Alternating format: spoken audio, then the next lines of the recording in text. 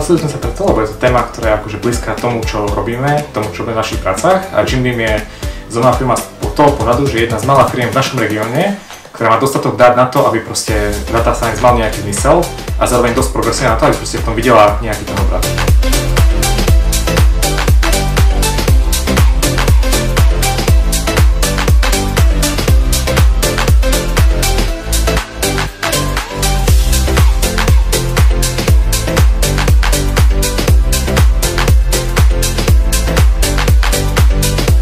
No tak já myslím, že všichni ty lidé, co tady jsou, tak jsou zajímaví, protože myslím si, že to je hezký výběr jako specialistů na data.